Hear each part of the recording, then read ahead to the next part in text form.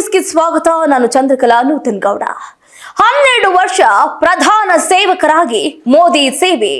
ರಾಜ್ಯದ ದೇವಸ್ಥಾನಗಳಲ್ಲಿ ಇಂದು ವಿಶೇಷ ಪೂಜೆ. ವಿಶ್ವಗುರು ಪ್ರಧಾನಿ ನರೇಂದ್ರ ಮೋದಿ 12 ವರ್ಷಗಳ ಸುದೀರ್ಘ ರಾಜಕಾರಣ. ಎಸ್, ಪ್ರಧಾನಿ ಮೋದಿ 12 ವರ್ಷಗಳ ಅಧಿಕಾರ ಅವಧಿ ಪೂರೈಕೆಯಾಗಿದೆ. ಇದು ದೇಶದ ಅಭಿವೃದ್ಧಿ, ವಿಶ್ವಾಸ ಮತ್ತು ಸಾರ್ವಜನಿಕ ಕಲ್ಯಾಣಕ್ಕೆ ಮೀಸಲಾಗಿದೆ. ಈ ಅವಧಿಯಲ್ಲಿ ಮೂಲಸೌಕರ್ಯ, ಡಿಜಿಟಲ್ ಕ್ರಾಂತಿ ಸೇರಿದಂತೆ ಅನೇಕ ಕ್ಷೇತ್ರಗಳಲ್ಲಿ ಭಾರತ ಜಾಗತಿಕವಾಗಿ ಹೊಸ ಗುರುತನ್ನ ಗಳಿಸಿದೆ. ದೇಶವಾಸಿಗಳ ಆಶೀರ್ವಾದದಿಂದ ವಿಕಸಿತ ಭಾರತದ ಸಂಕಲ್ಪ ಸಾಕಾರಗೊಳಿಸುವುದಕ್ಕೆ ಮೋದಿ ಸರ್ಕಾರ ಮುನ್ನಡೀತಾ ಇದೆ. ಇದು ಪ್ರಜಾಪ್ರಭುತ್ವದ ಶಕ್ತಿಯನ್ನ ಎತ್ತಿ ಸಾರ್ತಾ ಇದೆ. ಹೌದು, ಭಾರತದ ಪ್ರಧಾನಿಯಾಗಿ ಅತ್ಯಂತ ಯಶಸ್ವಿಯಾಗಿ ಮತ್ತು ಗೌರವಾನ್ವಿತವಾಗಿ 12 ವರ್ಷಗಳ ಸುದೀರ್ಘ ಅಧಿಕಾರ ಅವಧಿಯನ್ನ ಪೂರ್ಣಗೊಳಿಸಿದ ಐತಿಹಾಸಿಕ ಸಂದರ್ಭದಲ್ಲಿ ಪ್ರಧಾನಿ ನರೇಂದ್ರ ಮೋದಿ ಅವರು ದೇಶದ ಜನತೆಗೆ ಭಾವುಕ ಹಾಗೂ ಕೃತಜ್ಞತೆಯ ಸಂದೇಶವೊಂದನ್ನು ಹಂಚಿಕೊಂಡಿದ್ದಾರೆ. ಭಾರತದ ಇತಿಹಾಸದಲ್ಲಿ ಸತತವಾಗಿ ಅತಿ ದೀರ್ಘ ಅವಧಿಗೆ ಪ್ರಜಾಸತ್ತಾತ್ಮಕವಾಗಿ ಚುನಾಯಿತರಾದ ಪ್ರಧಾನಿ ಅನ್ನುವ ಹೆಗ್ಗಳಿಕೆಗೆ ಪಾತ್ರರಾಗಿರುವ ಅವರು ಮುಂಬರುವ ದಿನಗಳಲ್ಲೂ ದೇಶವನ್ನ ಸಮೃದ್ಧಿಯ ಪಥದಲ್ಲಿ ಮುನ್ನಡೆಸುವ ಅಚಲ ಸಂಕಲ್ಪವನ್ನ ಪುನರ್ ಉಚ್ಚರಿಸಿದ್ದಾರೆ. ನೋಡಿ, ಸಾಮಾಜಿಕ ಮಾಧ್ಯಮಗಳಲ್ಲಿ ತಮ್ಮ ಆಡಳಿತದ ಸಾಧನೆ ಮತ್ತು ದೇಶದ ಪರಿವರ್ತನೆಯನ್ನ ಸ್ಮರಿಸುತ್ತಾ ಪ್ರಧಾನಿ ನರೇಂದ್ರ ಮೋದಿಯವರು ಹಂಚಿಕೊಂಡಿರುವ ದೇಶ ಪ್ರೇಮದ ಸಂದೇಶದ ದೇಶದ ಆಶೀರ್ವಾದವೇ ನನ್ನ ಶಕ್ತಿ, ತಮ್ಮ ಸುದೀರ್ಘ ಆಡಳಿತದ ಯಶಸ್ಸನ್ನ ದೇಶದ ಜನತೆಗೆ ಸಮರ್ಪಣೆ ಮಾಡಿದ್ದಾರೆ ಮೋದಿಯವರು. ನೋಡಿ, ರಾಷ್ಟ್ರದ ಪ್ರತಿಯೊಬ್ಬ ನಾಗರಿಕನ ಸಬಲೀಕರಣವೇ ತಮ್ಮ ಸರ್ಕಾರದ ಪರಮೋಚ್ಚ ಗುರಿಯಾಗಿದೆ ಅಂತ ತಿಳಿಸಿದ್ದಾರೆ. ನಮ್ಮ ಸರ್ಕಾರ ಕಳೆದ 12 ವರ್ಷಗಳು ಸಂಪೂರ್ಣವಾಗಿ ಜನರ ನಂಬಿಕೆ, ದೇಶದ ಅಭಿವೃದ್ಧಿ ಮತ್ತು ಸಾರ್ವಜನಿಕ ಕಲ್ಯಾಣಕ್ಕೆ ಮೀಸಲಾಗಿದೆ. 1.4 ಶತಕೋಟಿ ದೇಶವಾಸಿಗಳ ಅಚಲವಾದ ಆಶೀರ್ವಾದ ಮತ್ತು ಮೊದಲ ರಾಷ್ಟ್ರ ಅನ್ನುವ ದೃಢ ಮನೋಭಾವದೊಂದಿಗೆ ನಾವು ನಮ್ಮ ದೇಶದ ಯುವಕರು, ಮಹಿಳೆಯರು ಹಾಗೆ ಅನ್ನದಾತ ರೈತ ಸಹೋದರ ಸಹೋದರಿಯರನ್ನ ಸಬಲೀಕರಣಗೊಳಿಸುವುದರಲ್ಲಿ ಯಾವುದೇ ಅವಕಾಶವನ್ನ ಬಿಟ್ಟುಕೊಟ್ಟಿಲ್ಲ ಅಂದಿದ್ದಾರೆ. ಇನ್ನು ಜಾಗತಿಕ ರಂಗದಲ್ಲಿ ಭಾರತಕ್ಕೆ ಹೊಸ ಗುರುತು, ಮೂಲ ಸೌಕರ್ಯಗಳ ಆಧುನೀಕರಣದಿಂದ ಹಿಡ್ಕೊಂಡು ಜಗತ್ತೇ ಬೆರಗಾಗುವಂತೆ ಮಾಡಿರುವ ಡಿಜಿಟಲ್ ಕ್ರಾಂತಿವರೆಗೆ ಭಾರತದ ಅವಿರತ ಪ್ರಯತ್ನಗಳನ್ನ ಪ್ರಧಾನಿ ಉಲ್ಲೇಖ ಮಾಡಿದ್ದಾರೆ. ಈ ಬಹುಮುಖಿ ಪ್ರಗತಿಯ ಫಲವಾಗಿ ಇವತ್ತು ಇಡೀ ಪ್ರಪಂಚದಾದ್ಯಂತ ಭಾರತವು ಅತ್ಯಂತ ಗೌರವಾನ್ವಿತ ಮತ್ತು ಹೊಸ ಗುರುತನ್ನ ಗಳಿಸಿದೆ ಅಂತ ಅವರು ಹೆಮ್ಮೆಯಿಂದ ಹೇಳಿದ್ದಾರೆ.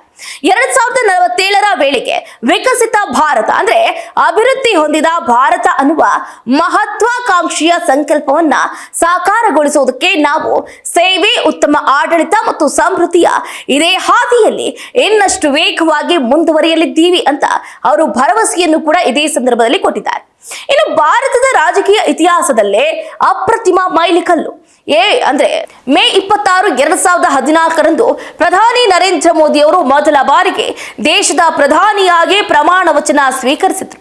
ತದನಂತರ ಜೂನ್ 9, 2024ರಂದು ಸತತ 3ನೇ ಅವಧಿಗೆ ಪ್ರಧಾನಿಯಾಗಿ ಜನಾಶೀರ್ವಾದ ಪಡೆಯುವ ಮೂಲಕ ಅವರು ಸ್ವತಂತ್ರ ಭಾರತದ ರಾಜಕೀಯ ಇತಿಹಾಸದಲ್ಲಿ ಭವ್ಯ ಚರಿತ್ರೆಯನ್ನ ಬರೆದರು.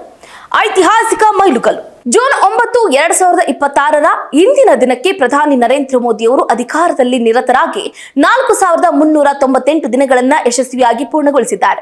ಈ ದೀರ್ಘಾವಧಿಯೊಂದಿಗೆ ಸ್ವತಂತ್ರ ಭಾರತದ ಮೊದಲ ಪ್ರಧಾನಿ ಪಂಡಿತ್ ಜವಾಹರ್ಲಾಲ್ ನೆಹರು ಅವರು ಮೊದಲ ಸಾರ್ವತ್ರಿಕ ಚುನಾವಣೆಯ ನಂತರ ಹೊಂದಿದ್ದ ಸತತ ಆಡಳಿತದ ದಾಖಲೆಯನ್ನ ಹಿಂದಿಕ್ಕಿರುವ ನರೇಂದ್ರ ಮೋದಿ ಅವರು ಭಾರತದಲ್ಲಿ ಸತತವಾಗಿ ಅತಿ ಹೆಚ್ಚು ಕಾಲ ಚುನಾಯಿತರಾದ ಮೊದಲ ಪ್ರಧಾನಿ ಅನ್ನುವ ಅಪ್ರತಿಮ ಜಾಗತಿಕ ಕೀರ್ತಿಗೆ ಪಾತ್ರರಾಗಿದ್ದಾರೆ.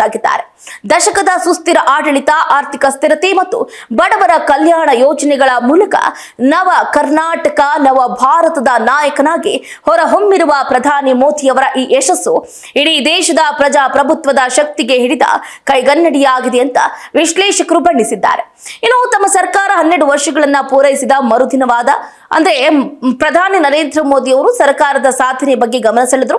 ಈ ಅವಧಿಯಲ್ಲಿ ಭಾರತ ಮಹತ್ವಪೂರ್ಣ ರೂಪಾಂತರಕ್ಕೆ ಸಾಕ್ಷಿಯಾಗಿದೆ, ಬಡವರು ಮತ್ತು ಹಿಂದುಳಿದವರ ಕಲ್ಯಾಣ ಸರ್ಕಾರದ ಮುಖ್ಯ ಗುರಿಯಾಗಿದೆ ಅಂತಲೂ ಕೂಡ ಹೇಳಿದ್ರು.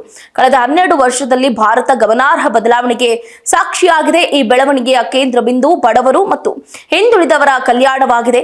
ಅಂತ್ಯೋದಯ ತತ್ವದಿಂದ ಪ್ರೇರಿತವಾಗಿ ನಾವು ನಿರಂತರ ಕಾರ್ಯವನ್ನು ನಿರ್ವಹಿಸ್ತಾ ಇದ್ದೀವಿ. ದಶಕಗಳಿಂದ ಅಭಿವೃದ್ಧಿಯಿಂದ ವಂಚಿತರಾದ ಜನರಿಗೆ ಅದರ ಪ್ರಯೋಜನಗಳು ತಲುಪಿಸುವುದೇ ನಮ್ಮ ಮುಖ್ಯ ಗುರಿಯಾಗಿದೆ ಅಂತ ಕೂಡ ಹೇಳಿದ್ದಾರೆ. ಒಟ್ಟಾರೆಯಾಗಿ ಪ್ರಧಾನಿ ನರೇಂದ್ರ ಮೋದಿ ಅವರ ಸರ್ಕಾರಕ್ಕೆ 12 ವರ್ಷಗಳು ತುಂಬಿದೆ. ಈ ಹಿನ್ನೆಲೆಯಲ್ಲಿ ಜೂನ್ 10ರಂದು ಅಂದ್ರೆ ಇವತ್ತು ರಾಜ್ಯದಾದ್ಯಂತ ಎಲ್ಲ ದೇವಸ್ಥಾನಗಳಲ್ಲಿ ಮೋದಿ ಅವರ ಆಯುಸ್ಸು ಆರೋಗ್ಯ ವೃದ್ಧಿ ಆಗಲಿ ಅಂತ ಬಿಜೆಪಿ ವಿಶೇಷ ಪೂಜೆಯನ್ನು ಕೂಡ ನೆರವೇರಿಸಿದೆ. ಈಗಾಗಲೇ ಈ ಕುರಿತು ಮಾಹಿತಿಯನ್ನ ಹಂಚಿಕೊಂಡಿದ್ದಾರೆ ಬಿಜೆಪಿಯ ನಾಯಕರು. ಪ್ರಧಾನಿ ನರೇಂದ್ರ ಮೋದಿ ಅವರು ಚುನಾಯಿತ ಪ್ರಧಾನಿಗಳಾಗಿ ಕಳೆದ 12 ವರ್ಷಗಳಿಂದಲೂ ಕೂಡ ಪ್ರಧಾನ ಸೇವಕರಾಗಿ ಕೆಲಸವನ್ನು ನಿರ್ವಹಿಸ್ತಾ ಇದ್ದಾರೆ. ಹೀಗಾಗಿ ಇಡೀ ರಾಜ್ಯ ಮಾತ್ರವಲ್ಲದೆ ದೇಶದಾದ್ಯಂತ ಎಲ್ಲ ದೇವಸ್ಥಾನಗಳಲ್ಲೂ ಕೂಡ ಮೋದಿ ಹೆಸರಲ್ಲಿ ಪೂಜೆಯನ್ನ ನೆರವೇರಿಸಲಾಗುತ್ತೆ. ಅಷ್ಟೇ ಅಲ್ಲದೆ ಮಲ್ಲೇಶ್ವರಂನಲ್ಲಿ ಬಿಜೆಪಿ ರಾಜ್ಯಾಧ್ಯಕ್ಷ BY ವಿಜೇಂದ್ರ ಅವರು ಕೂಡ ಮಾತಾಡಿದ್ರು, ಪೂಜೆಯನ್ನು ಕೂಡ ನೆರವೇರಿಸಿದ್ರು.